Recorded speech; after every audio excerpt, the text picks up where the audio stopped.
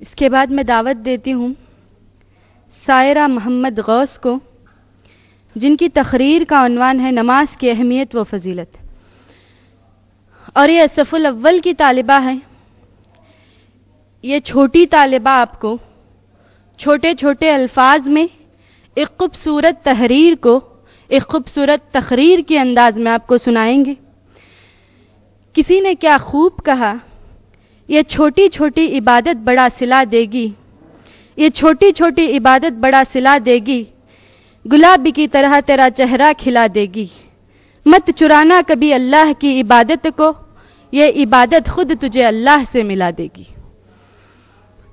وہ آئیں اور اپنی تقریر پیش کریں۔ السلام علیکم ورحمۃ اللہ وبرکاتہ۔ نحمدہ و نصلی علی رسولہ الکریم، اما بعد۔ تمام تعریف اس اللہ رب العالمین کے لیے لائق و زیبا ہے جس نے ہم تمام کو اشرف المخلوقات میں سے پیدا کیا، اور لاکھوں مرتبہ درود و سلام ہو اس آخری نبی جناب محمد مصطفیٰ صلی اللہ علیہ وسلم پر۔ میں آج اس مبارک محفل میں میری تقریر پیش کرنا چاہتی ہوں۔ میری تقریر کا عنوان ہے نماز کی اہمیت و فضیلت۔ سورہ روم آیت نمبر 31 میں اللہ تعالیٰ نماز کو قائم کرنے کا حکم دیا۔ فرمایا وَاتَّقُوهُ وَأَقِیمُوا الصَّلَاةَ وَلَا تَکُونُوا مِنَ الْمُشْرِکِینَ۔ اے لوگو تم اللہ سے ڈرتے رہو اور نماز کو اچھی طرح سے ادا کرو، مشرکین میں سے نہ ہو جاؤ۔ یعنی جس آیت میں اللہ تعالیٰ کہہ رہا ہے تم جس طرح مشرک اللہ سے نہیں ڈرتے اور نماز کو قائم نہیں کرتے، تم بھی نماز کو چھوڑ کر مشرکین میں سے نہ ہو جاؤ۔ معلوم ہوا کہ نماز کا چھوڑنا مشرکین میں شمار ہونا ہے۔ اللہ تعالیٰ خود نبی کریم صلی اللہ علیہ وسلم کو نماز کو قائم کرنے کا حکم دیتا ہے۔ سورہ طٰہٰ میں اللہ تعالیٰ فرماتا ہے اے نبی تم اپنے اہل و عیال کو نماز کا حکم دو اور خود بھی اس پر قائم رہو۔ جب یہ آیت نازل ہوئی تو نبی کریم صلی اللہ علیہ وسلم فوراً اٹھ کر حضرت علی کے دروازے پر تشریف لے گئے اور فرمایا اے لوگو تم نماز کو ادا کرو، اللہ تعالیٰ تم پر رحم فرمائے۔ ہم کو چاہیے کہ ہم اپنے گھر والوں کو نماز کی تاکید کریں۔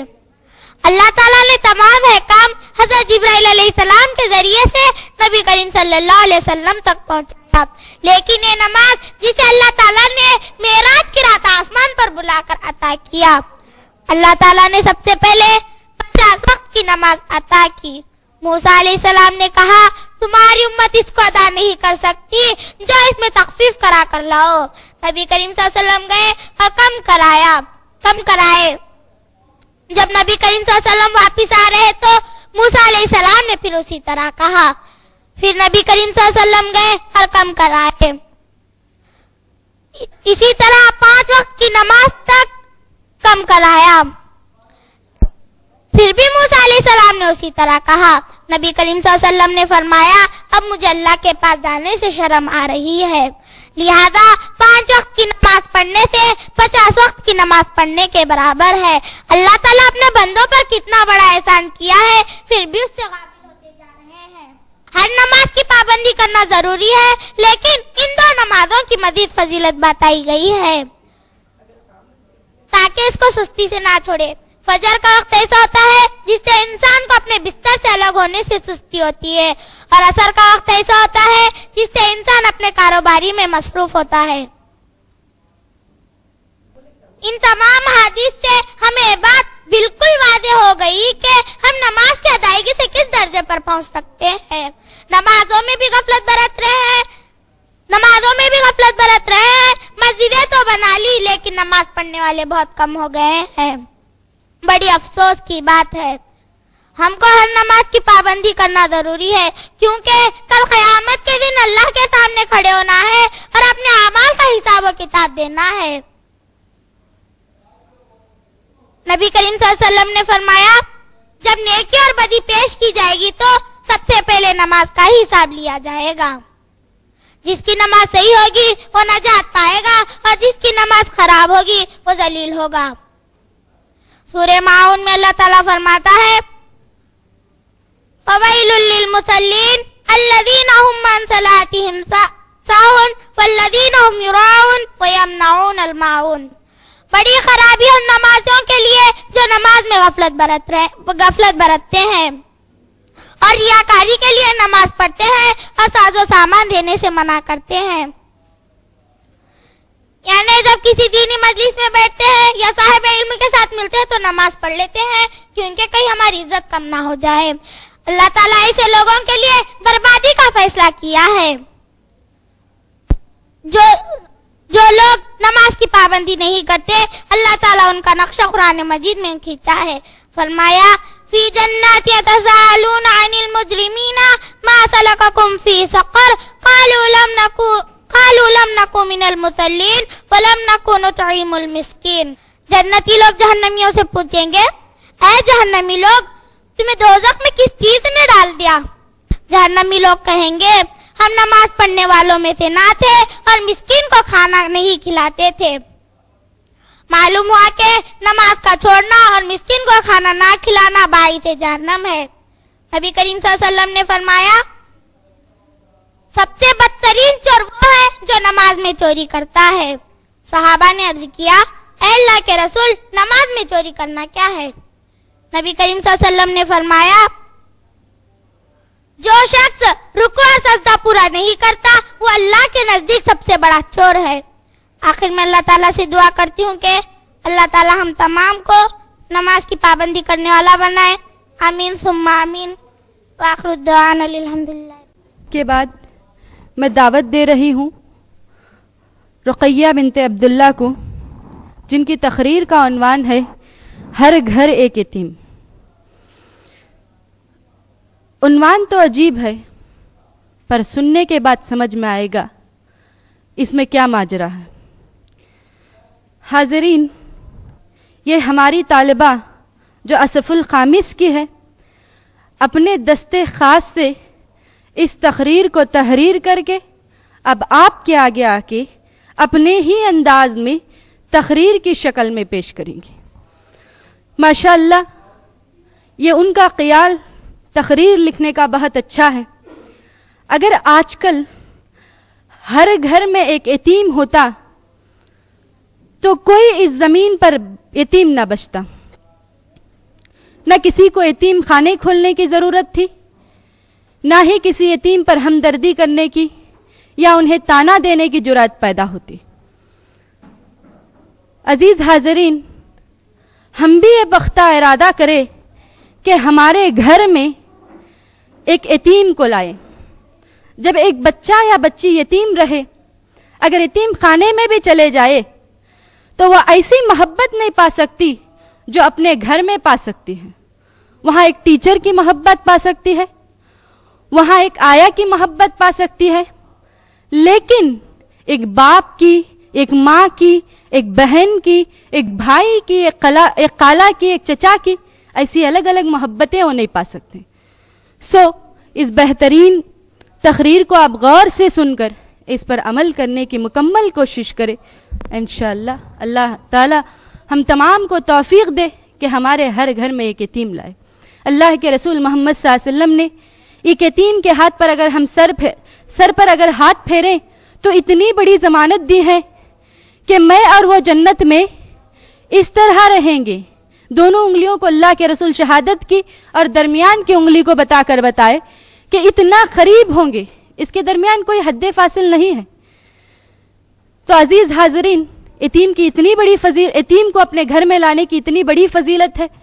ایک اور جگہ اللہ کے رسول بولتے ہیں ایک چیز ہے جو لا تعداد ہے، جس کی ہم کبھی گنتی نہیں کر سکتے، وہ ہے ہمارے بال یا نہیں تو آسمان کے ستارے.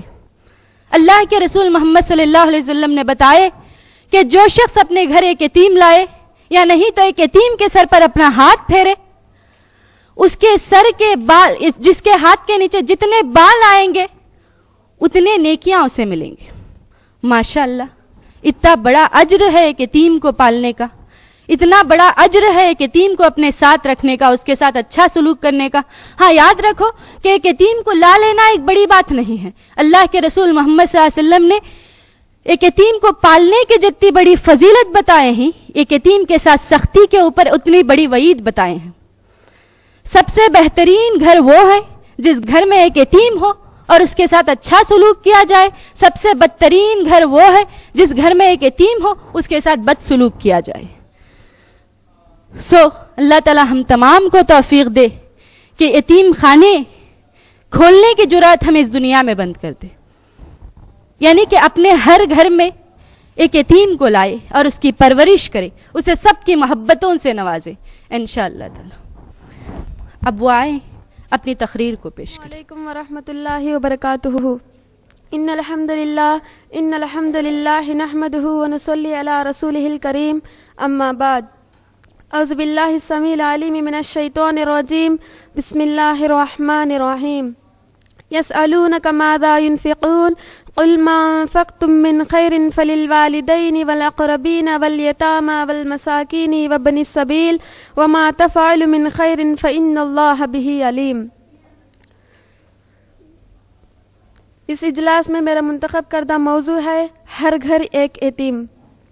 جو شخص اسلام کی بنیادی تعلیمات سے واقفیت رکھتا ہے وہ اس بات کو اچھی طرح جاننا ہوگا کہ انسان کے اوپر سب سے پہلا حق یہ ہے کہ وہ اللہ تعالیٰ کا عبادت گزار بندہ بنے اور اس کے ساتھ ساتھ کسی کو شریک نہ کرے. دوسرا حق بندوں کے ساتھ حسن سلوک ہے. اس حسن سلوک کا آغاز اپنے ماں باپ سے ہوتا ہے، پھر رشتہ دار پڑوسیوں سے گزر کر ان تمام انسانوں تک پہنچ جاتا ہے جن سے عملی زندگی میں سابقہ پیش آئے. ایک انسان اور دوسرے انسان کے درمیان جب بھی کوئی معاملہ آ پڑے تو وہاں اپنے بھائی کے ساتھ ایک ہی برتاؤ درست ہے، اور وہ وہی ہے جو انصاف اور خیر خواہی کے مطابق ہو. اللہ تعالیٰ کا ارشاد ہے یسألونک ماذا ينفقون قل ما انفقتم من خیر فللوالدین والاقربین والیتامى والمساکین وابن السبیل وما تفعلوا من خیر فإن اللہ به علیم. وہ آپ سے پوچھتے ہیں کہ وہ کیا خرچ کرے. اے محمد صلی اللہ علیہ وسلم، آپ کہہ دیجئے جو کچھ تم مال خرچ کرتے ہو وہ اپنے ماں باپ کے لیے ہے، پھر رشتہ داروں کے لیے، یتیموں اور مسکینوں اور مسافروں کے لیے ہے، اور جو کچھ تم بھلائی کرو گے اللہ تعالیٰ کو اس کا علم ہے. اگر آج ہر گھر میں ایک یتیم رہا تو اس روئی زمین پر کسی یتیم کی حق تلفی نہیں ہوگی، اور ہر کوئی رسول صلی اللہ علیہ وسلم کے قول کے مطابق اجر کا مستحق ہوگا. سہل بن سعد رضی اللہ تعالیٰ عنہ سے روایت ہے، رسول صلی اللہ علیہ وسلم نے فرمایا، میں اور یتیم کی کفالت کرنے والا جنت میں اس طرح قریب ہوں گے. آپ صلی اللہ علیہ وسلم نے اپنی انگلی اور بیچ کی انگلی سے اشارہ فرمایا. یتیم کی کفالت اور اس کی خبرگیری کرنے والے کا مقام بہت بلند ہے. یتیم کی کفالت کرنے سے جہاد کا بھی ثواب ملتا ہے. اس طریقے سے رسول صلی اللہ علیہ وسلم نے ہم کو بہت سی تعلیم دی ہے جس میں یتیم کی کفالت کرنے پر ابھارا گیا ہے. اس لیے آپ بھی یتیم کی کفالت کر کے رسول صلی اللہ علیہ وسلم کی اس خوشخبری میں شامل ہو جائیے، ایسی خوشخبری جو کبھی آخرت میں بھی ختم نہیں ہوگی. جن بچوں کے ماں باپ انتقال ہو جاتے ہیں تو ان بچوں کو یتیم خانے میں چھوڑ دیتے ہیں تاکہ وہاں جو رہتے ہیں ان بچوں کو ماں باپ کا پیار دے، لیکن وہ ہر بچے کو ماں باپ کا پیار تو نہیں دے سکتے مگر ان کی دیکھ بھال تو کرتے ہیں. اگر وہی یتیم خانے کے بجائے ہر گھر میں ایک یتیم لڑکا یا لڑکی رہے تو سب رشتہ دار اس بچے سے پیار کرنے لگیں گے اور اس بچے کو ماں باپ کا پیار بھی مل جائے گا. اس حقیقت کو واضح کرتے ہوئے رسول صلی اللہ علیہ وسلم نے فرمایا، سب سے بہترین گھر وہ ہے جس گھر میں یتیم ہو اور اس پر شفقت کیا جائے، اور سب سے بدترین گھر وہ ہے جس گھر میں یتیم ہو اس پر شفقت نہ کیا جائے. مسعود رضی اللہ تعالیٰ عنہ سے روایت ہے، رسول صلی اللہ علیہ وسلم نے فرمایا، بے شک تم لوگ مومن نہیں ہو سکتے یہاں تک کہ تم رحم کرو. لوگوں نے کہا، ہم میں سے ہر لوگ رحیم ہیں اے اللہ کے رسول صلی اللہ علیہ وسلم. رسول صلی اللہ علیہ وسلم نے فرمایا، بے شک تم میں سے رحیم وہ نہیں جو اپنے ساتھیوں پر رحم کرے، بلکہ رحیم وہ ہے جو عام لوگوں کے ساتھ رحم کرے. کیا آج ہمارے دلوں میں رحم نہیں؟ اگر آج ہمارے دلوں میں رحم رہتا تو آج ان یتیم بچوں کے مال کی حق تلفی ہرگز بھی نہیں ہوتی تھی. آج ہمارے دلوں میں ان یتیم بچوں کے لیے رحم نہ رہنے کی وجہ سے یہی بچے کسی کے پاس غلامی کر رہے ہیں یا آوارہ اڈوں میں گشت لگا رہے ہیں، سڑکوں پر ان کا گھر بن گیا. یاد رکھو، جب تک ہم ان یتیم بچوں پر رحم نہیں کریں گے تو اس وقت تک ہم کامل ایمان والے ہرگز بھی نہیں ہوں گے، اور جب تک ہم ان یتیم بچوں پر رحم نہیں کریں گے اس وقت تک اللہ تعالیٰ بھی ہم پر مہربان نہیں ہوگا. رسول صلی اللہ علیہ وسلم نے فرمایا، اللہ تعالیٰ اس شخص پر رحم نہیں کرتا جو لوگوں پر رحم نہیں کرتا ہے. یتیموں کی ہر طرح سے نگرانی کرنا یہ قرآن اور سنت میں موجود ہے، اور ان کی نگرانی سے دور رہنا یہ قرآن اور سنت کے خلاف ہے. جو شخص قرآن اور سنت کا انکار کیا گویا وہ راہ مستقیم سے دور ہو گیا. اور یتیموں کی نگرانی میں یہ بھی داخل ہے، اگر وہ مالدار والا یا جائیداد والا ہو تو اس پر ظلم نہیں کرنا چاہیے. اگر کوئی شخص اس کے مال کو ظلم سے لے لیتا ہے تو اللہ تعالیٰ اس کے بارے میں ارشاد فرما رہا ہے، ان الذين يأكلون اموال اليتامى ظلما انما يأكلون في بطونهم نارا وسيصلون سعيرا. جو لوگ ظلم سے یتیموں کا مال کھا جاتے ہیں تو وہ اپنے پیٹ میں آگ بھر رہے ہیں اور وہ عنقریب دوزخ میں جائیں گے. ہم مسلمانوں کو چاہیے ہم ان یتیم بچوں کی پرورش اس طرح کریں جب ہم مرنے کے بعد اپنے بچوں کے ساتھ جس طرح پرورش چاہتے ہیں. بہرحال ہم آج ہی سے غفلت سے بیدار ہو جائیے اور ہر طریقے سے رسول صلی اللہ علیہ وسلم کے مطیع و فرمان بردار بن جائیے اور اپنے گھر میں ایک یتیم کو بھی جگہ دے. اپنے پاس ایک یتیم کو رکھنا یہ بھی آپ صلی اللہ علیہ وسلم کی بات مانی کی طرح ہے. جو شخص آپ صلی اللہ علیہ وسلم کی بات مانی وہ اللہ کی بات مانی ہے. جیسا کہ رسول صلی اللہ علیہ وسلم نے فرمایا من اطاعنی فقد اطاع اللہ. میں آخر میں اللہ سے دعا کرتی ہوں کہ اللہ تعالی ہم تمام کو یتیم کی کفالت کرنے کی توفیق عطا فرمائے. اس کے بعد میں نوہرا باجی کا بھی شکریہ ادا کرتی ہوں کہ انہوں نے اپنے مدرسے میں ہم کو اس طرح رکھا ہے کہ ہم کو کوئی چیز کی محسوس بھی نہیں ہوگی. یہ بات میں اپنے دل سے کہہ رہی ہوں. اللہ تعالیٰ ان کو ایسے کام اور زیادہ کرنے کی توفیق عطا فرمائے. اللہ تعالیٰ ان کو دنیا و آخرت میں کامیاب والی زندگی عطا فرمائے اور ان کے ہر کوشش میں اللہ تعالیٰ ان کو کامیاب بھی دے اور ان کو دنیا و آخرت میں کامیاب والی عزت والی زندگی دے. اللہ تعالیٰ ان کو جنت الفردوس میں جگہ دے. آمین ثم آمین. وآخر دعوانا ان الحمد للہ رب العالمین. السلام علیکم ورحمۃ اللہ وبرکاتہ. ہماری طالبہ نے آپ کو ہر گھر ایک یتیم کا موضوع سنا کے گئی. بہت اچھا رہا، پر وہ تقریر سننے کے بعد مجھے تو ہمارا جامعہ یاد آ رہا. الحمدللہ اس سے پہلے میں آپ کو یتیم کے بارے میں بتائی تھی کہ ایک یتیم کے ساتھ کیسا سلوک ہونے چاہیے. اگر واقعی میں یہ اپنے تہ دل سے، قلب عمیق سے، دل کی گہرائیوں سے کہہ رہی ہوں، ایسا حق اگر ادا ہو رہا ہے صرف اور صرف تو ہمارے جامعہ اور ہمارے نوہرا آپا الحمدللہ ہمارے جامعہ میں کئی یتیم ہیں. ان کی کفالت انہوں نے ایسا کیے جیسے ایک چھوٹے بچے کو لیے اور اسے بڑا کیے اور اس کو ایک اور زندگی میں منتقل کر دے. جیسے شادی، ہر سال ہمارے مدرسے میں، ہمارے جامعہ میں الحمدللہ 2-3 یتیم لڑکیوں کی شادی ضرور ہوتی ہے اور اس کی ذمہ داری سب ہمارے نوہرا آپا لیتے ہیں الحمدللہ. تو ان کا میں تہ دل سے شکریہ ادا کرتی ہوں. اس کے بعد میں دعوت دیتی ہوں فصیحہ بنت زرین محمد اسحاق کو، جن کی تقریر کا عنوان ہے، انگریزی تقریر ہے، جن کی تقریر کا عنوان ہے کہ service to man is service to Allah. وہ آئیں اور اپنی تقریر کو پیش کریں.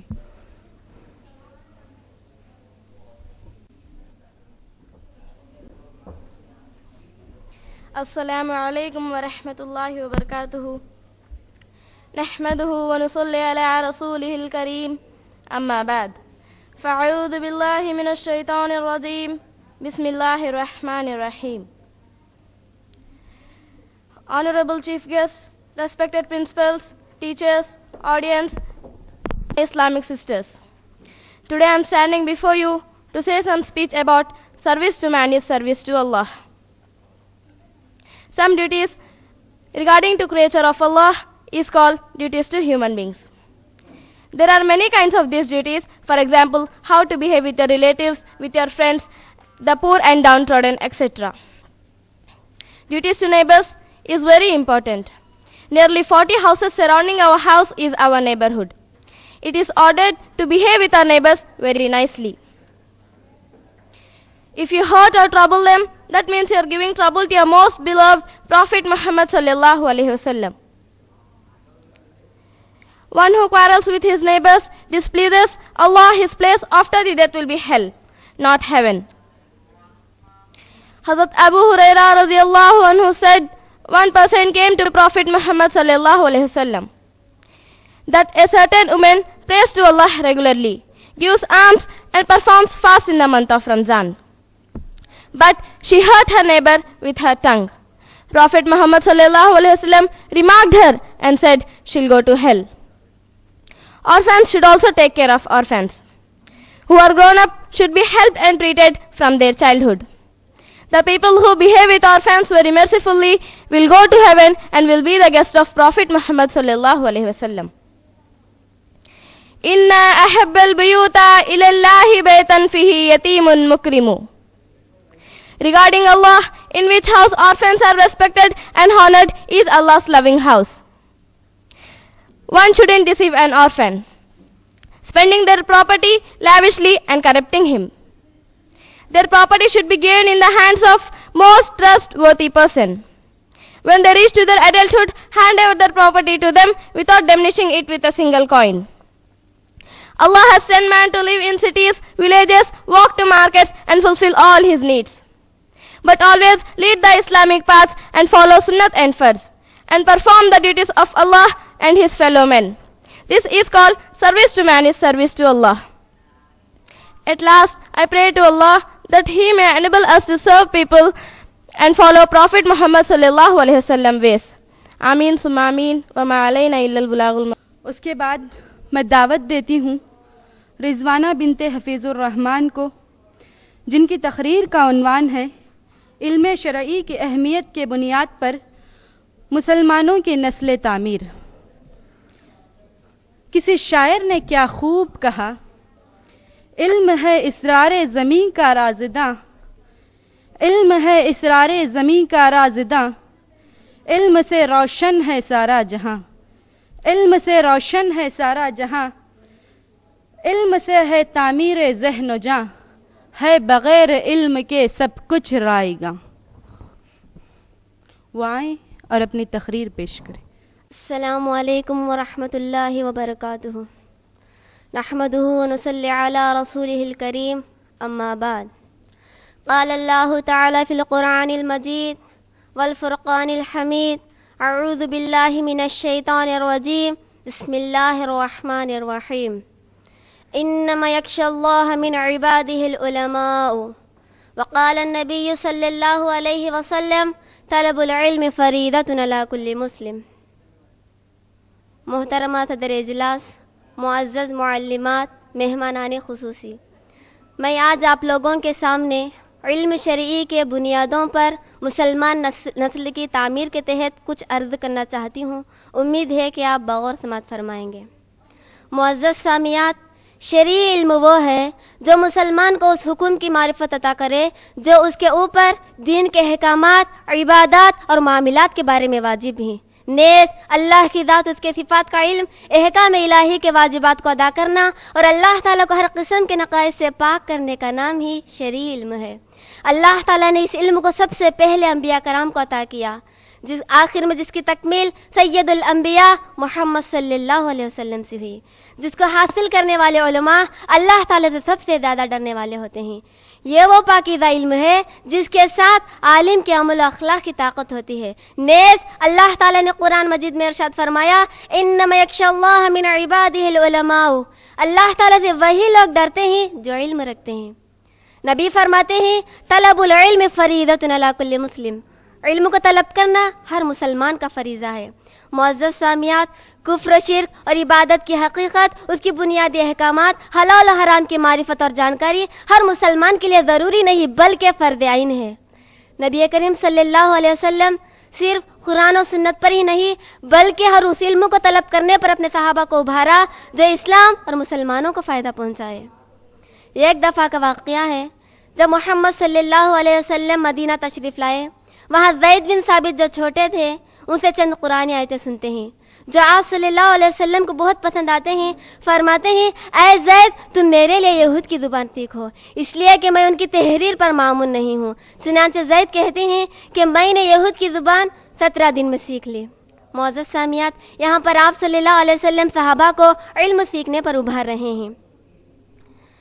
इल्म शरई की ताल्लुक सिर्फ मदरसा या डिग्री या किसी तबके से खास नहीं है बल्कि इसका ताल्लुक तमाम मुसलमान भाई से है।